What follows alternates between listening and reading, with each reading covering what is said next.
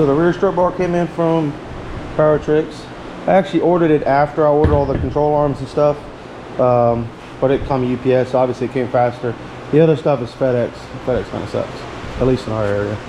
But I got all these control arm, the traction arm, the upper control arm, the tow arm. All that's coming from Powertrix as well, with the upgraded Heim joints. They're like FK or something. I can't remember the name of the brand, but this is the one that was bad. Can't really see it in the video, but it's moving around. Got some play in it. I've had it for a while. I did put the monoball in the actual hub assembly, so that's all been done already. So I figured I would do all new arms from Powertrix with upgraded Heim joints. Done them for both sides. Her car already has the ISR Pro or whatever traction arm, so I'll probably put these on her car, but I might upgrade. I might get a bit of all Heim joints for the end of them, all that good jazz.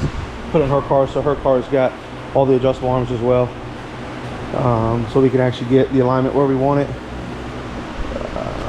and the camber where we want it.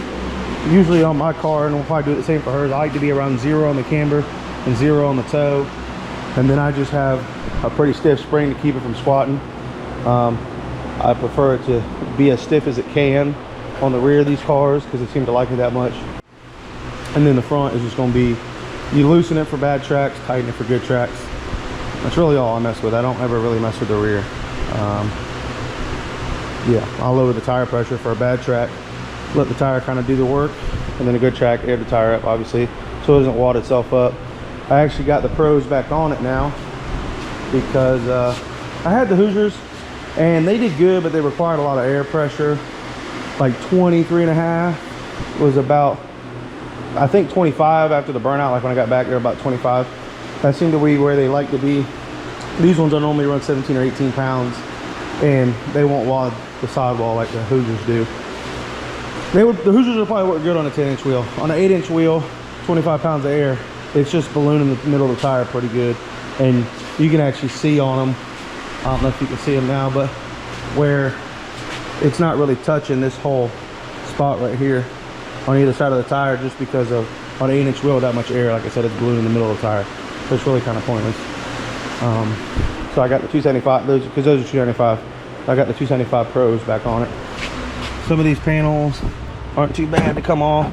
Some of them can be a little bit of a pain, but y'all have to pull that panel to get this panel, with the speakers, so I can put that bar in and then trim it out. And they actually send you, pretty much just looks like a vacuum line to me, that you just split and run that around the plastic piece to kind of seal it up, make it look good. But I guess I'll get to that. So I'm gonna start pulling these panels off and getting this strut bar in from Powertrix.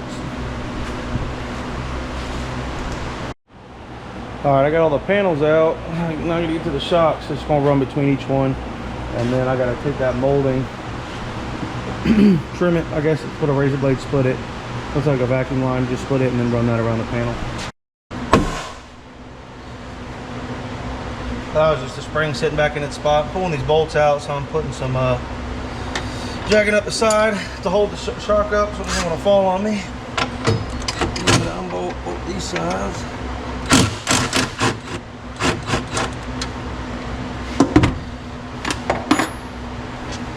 Might need longer bolts now because I don't know if these are going to go through this new bar.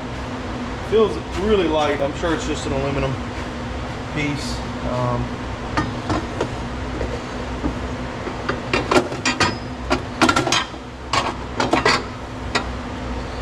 Yeah, that's gonna look real good, even though you can't really see it now because it's sitting behind that other bar, but it's just gonna tie in either shock tower into each other.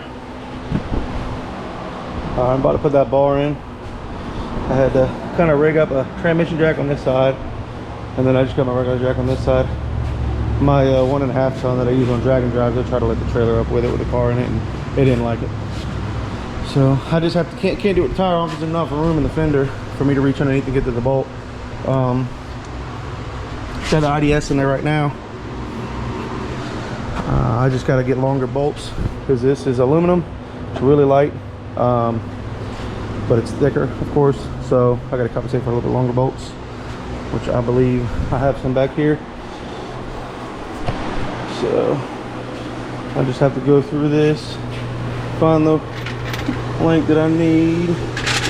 Maybe these, a little bit longer, grade 8 stuff. Except for it doesn't have a bolt-on washer, would be too nice.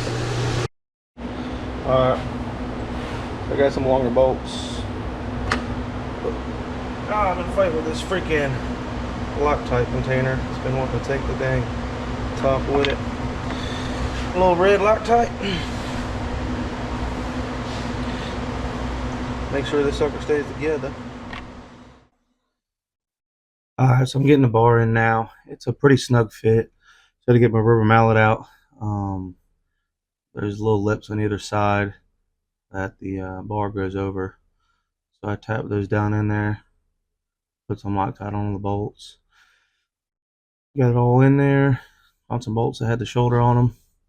Then I had to trim this panel to clear the bar.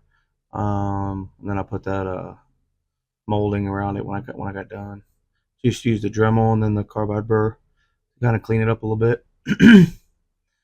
And now I'm putting the panels in, getting all that back together. There's a clip over there. It's kind of a pain to line up, so I'm having a look in there pretty good. Get it lined up so I can pop it in. And then there's a 10 mil bolt over there on the inside behind the taillight. Got all that back together, it looked like. I got this carpet. I want to build like a little platform that kind of sits up a little bit better than that. That's just kind of what I had. There's the finished product. So now I'm gonna do the upper control arm first. After this is gonna be the traction arm and then the tow arm. But on these, the bolt on that bolts up to the body. It still has that swivel bolt deal that to adjust your caster or your camber a little bit from the factory. I'm pulling that out. The new one actually comes with what they call static plates, is what Powertrix calls it. So that's going to go in there.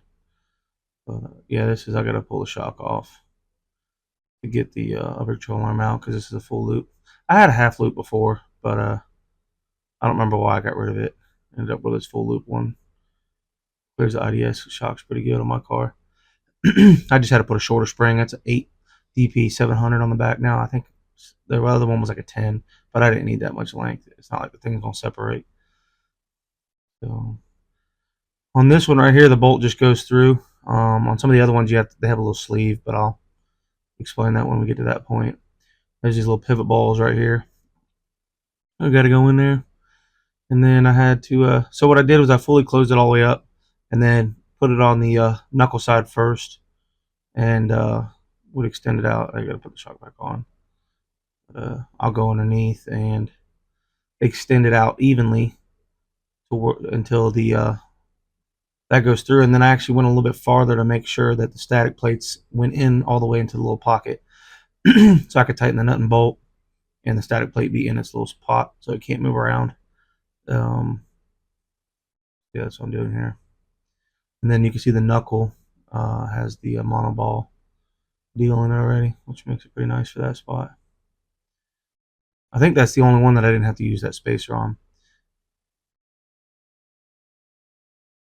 Alright, so now to the traction arm. This is actually the one on the other side, which I think is the one that actually was pretty worn out. This side was a little rusty, so it looked like it might have been moving under some good load.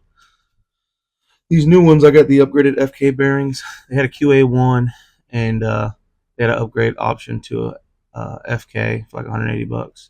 All this was on a Black Friday sale. So, I'm sorry, not Black Friday. 4th of July.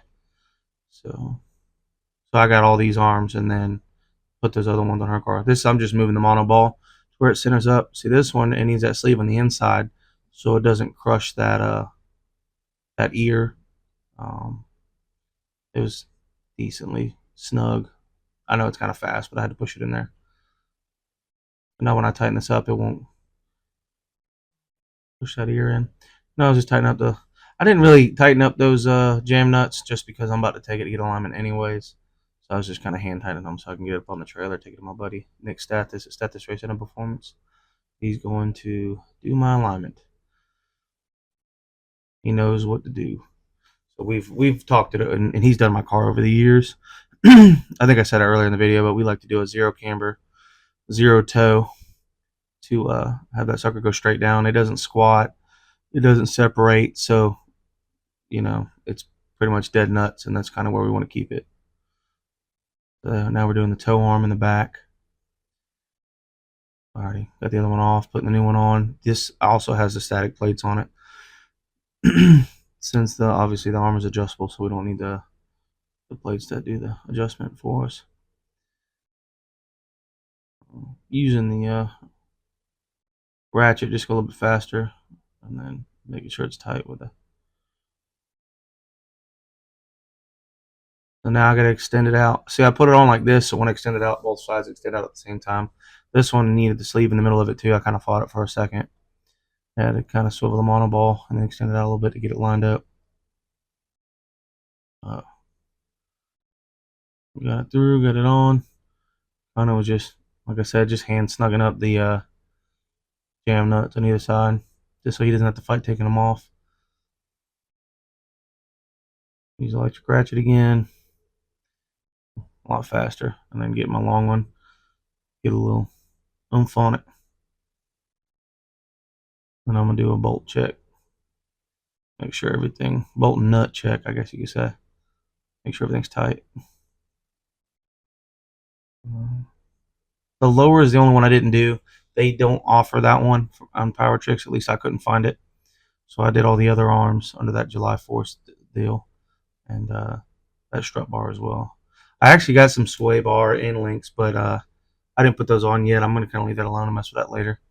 She was just moving the tire back out the way because I had to jack it up a little bit.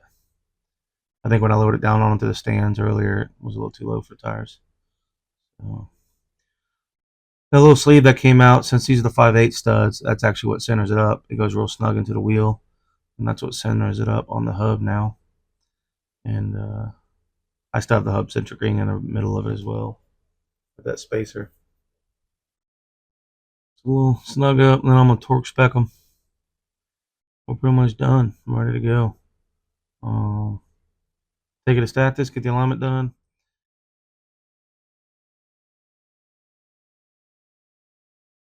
We are at Nick Stathas Racing and Performance Shop, about to get our Z custom aligned.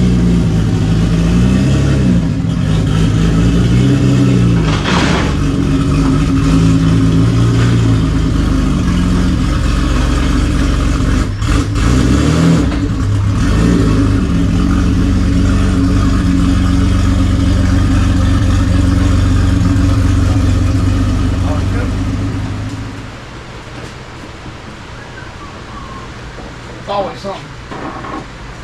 But they got a couple calls for an alignment machine. It uses lasers. It shoots the lasers at the targets, and that's how you get camber caster and toe adjustments. This is before. Yeah, this is the specs on the default, right? On the car when you log in. The bottom line. They're all the same thing. So there's no difference.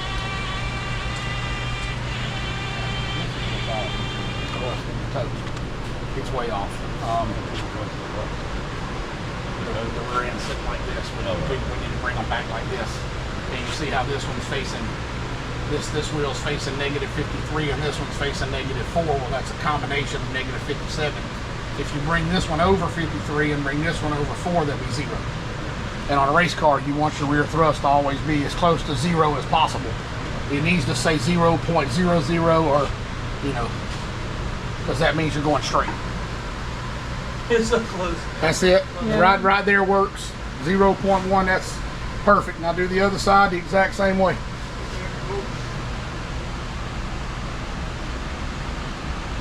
That's good right there, because now they're 0 and the thrust angle 0, so that's perfect.